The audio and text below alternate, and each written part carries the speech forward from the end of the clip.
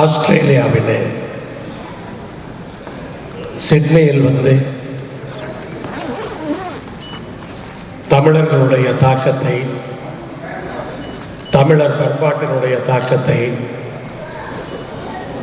தமிழ்நாட்டினுடைய தாக்கத்தை ஏற்படுத்தி கொண்டிருக்கிற அன்பு சகோதரர் செல்வகுமார் குமரேசன் மற்றும் அனைத்து நிர்வாகிகளுக்கும் இது தமிழ்நாட்டினுடைய தாக்கமா அல்லது திருவண்ணாமலையோட தாக்கமா என்று சந்தேகப்படுகின்ற வகையிலே பல பேரும் திருவண்ணாமலைக்காரர்களாக இந்த அரங்கத்திலே அமர்ந்திருப்பது மிக்க மகிழ்ச்சி.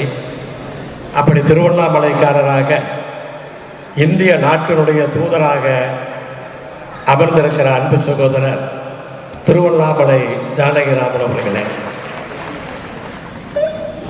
மற்றும் என்னோடு இந்த நிகழ்ச்சிக்கு மிக உறுதுணையாக இருந்து வந்திருக்கிற விடுதலை சிறுத்தைகள் கட்சியினுடைய தலைவர், பாராளுமன்றத்திலே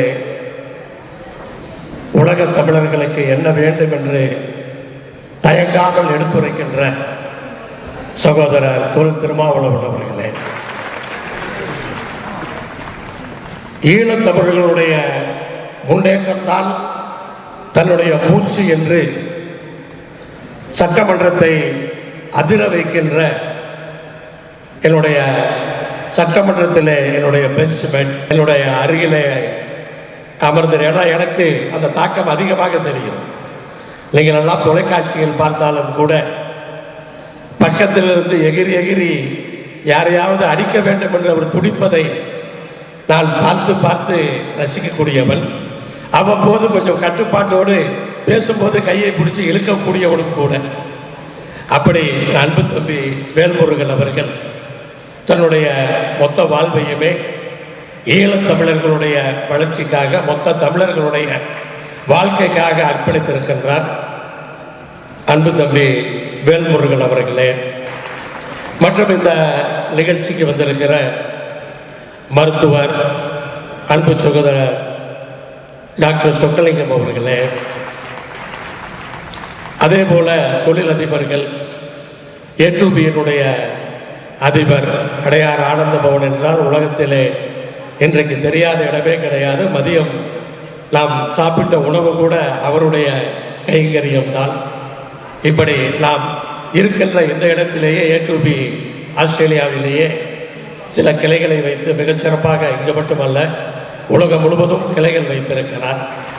அதே போல ராமராஜ் காட்டனுடைய அண்ணன் நாகராஜன் அவர்கள் தமிழர்களுடைய பண்பாட்டை ஒவ்வொருவரும் ஒவ்வொரு விதத்திலே உலகம் முழுவதும் பரப்புவதுண்டு.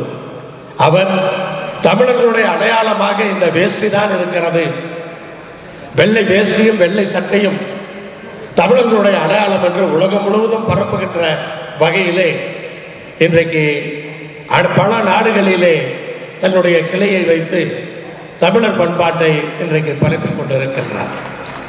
மேலும் தமிழகத்திலிருந்து வந்திருக்கிற அனைத்து உறவுகளே, இங்கே ஆஸ்திரேலியாவிலே நாடாளுமன்ற உறுப்பினர்களாக, சட்டமன்ற உறுப்பினர்களாக, கவுன்சிலர்களாக இருக்கின்ற அனைவருக்கும், அன்பு சகோதரி துர்கா அவர்களுக்கும் மற்றும் இந்த அரங்கத்தில் இருக்கிற அனைவருக்கும் என்னுடைய வணக்கத்தை தெரிவித்துக் கொள்ளுகின்றேன்.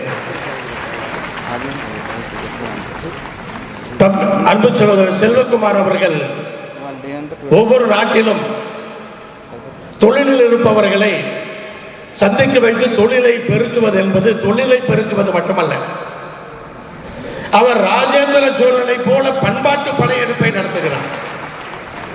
இந்தியாவிலே ராஜேந்திர சோழன் தான் கிழக்காசிய நாடுகளிலே ஒவ்வொரு நாடாக பிடித்து அந்த நாடுகளை ஆட்சி செய்வதற்காக அல்ல, எந்த நாட்டுக்கு சென்றாலும் படையெடுத்து அந்த நாட்டை வென்று அங்கு ஒருவரை விட்டு ஆட்சி செய்வதல்ல, அங்கே தமிழர்கள் நன்றாக வணிகம் செய்ய வேண்டும் என்பதற்காக அந்த ஒரு சுமூகமான சூழலை உருவாக்குவதற்கு தான் படையெடுப்பு. அப்படிப்பட்ட ராஜேந்திர சோழனை போல நம்முடைய செல்வகுமார் அவர்கள் ஒவ்வொரு நாட்டிலும் இதை போல சந்திப்புகளை நிகழ்த்தி தமிழர் பண்பாட்டை உலகம் பூராவும் இன்றைக்கு பரப்பிக் கொண்டிருக்கின்றார்கள். அப்படி பரப்புகின்ற சகோதரர் செல்வகுமார் அவர்களுக்கு எவ்வளவு வாழ்த்துக்களும் நன்றிகளும் சொன்னாலும் போதாது. ஏனென்றால் தொழிலையும் பண்பாட்டையும் பிரிக்க முடியாது. வருமானம் இல்லாமல் பண்பாட்டை பரப்ப முடியாது. வருமானம் வேண்டும் என்று சொன்னால் தொழிலில் தொடர்புகள் அதிகமாக வேண்டும். அதைத்தான் இவர் பிடித்துக் கொண்டு அதை இன்றைக்கு சிறப்பாக செய்து கொண்டிருக்கிறார். எப்படி தமிழ்நாட்டிலே அரசியலையும் சினிமாவையும் பிரிக்க முடியவில்லையோ அதை போல அவரோடு அது முடிந்துவிட்டது என்று நினைத்தோம், இவரோடு அது முடிந்துவிட்டது என்று நினைத்தோம். ஆனால் அது தொடரும் போது எல்லோருக்கும் இன்றைக்கு ஆச்சரியமாகவும் இருக்கிறது.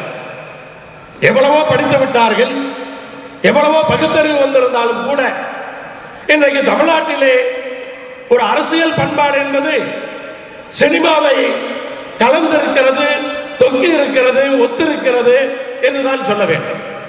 அப்படித்தான் தொழிலும் நம்முடைய பண்பாடு. பண்பாட்டை மட்டும் தனியாக பரப்ப முடியாது, கண்டிப்பாக தொழில் வேண்டும். அதைத்தான் அவர் இன்றைக்கு செய்து கொண்டிருக்கிறார். நம்முடைய இந்த தமிழர் பண்பாடு என்பது புலம்பெயர்ந்த தமிழர்களால் அதிகமாக இன்றைக்கு எடுத்துச் செல்லப்படுகிறது, பரப்பப்படுகிறது. அது தமிழ்நாடாக இருக்கலாம், இலங்கையாக இருக்கலாம். இன்றைக்கு புலம்பெயர்ந்த தமிழர்கள் அதிகமாக நம்முடைய பண்பாட்டை இன்றைக்கு பரப்புகிறார்கள்.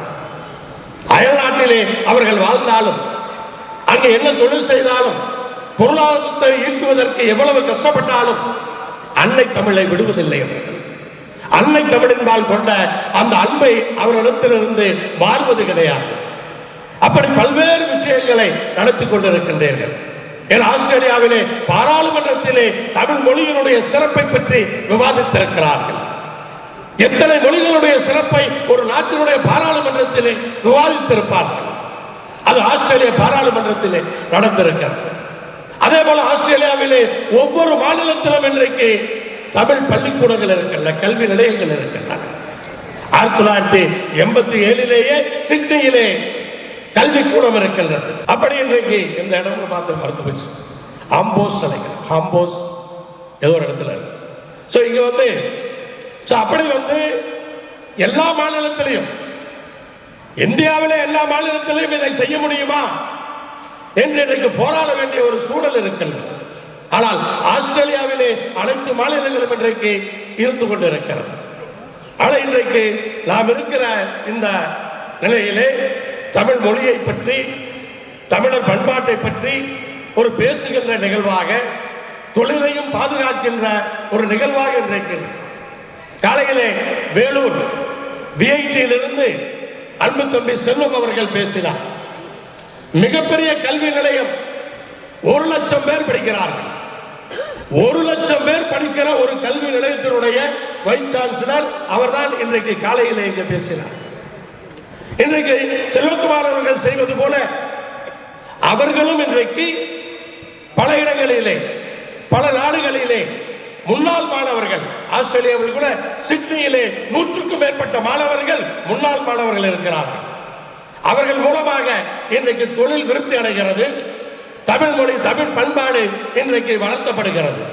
ஆனால் கல்லூரியினுடைய முன்னாள் மாணவர்கள், தமிழ்நாட்டில் விஐடி போல பல நிறுவனங்கள், கல்வி நிறுவனங்கள் இருக்கின்றன. ஒவ்வொரு கல்வி நிறுவனத்திலிருந்தும் ஒவ்வொரு நாட்டிலும் நிறைய இருக்கிறார்கள். அவர்கள் மூலமாக இன்றைக்கு இந்த தமிழ் பரப்பப்படுகிறது, தொழிலுக்கு உதவியாக இருக்கிறது.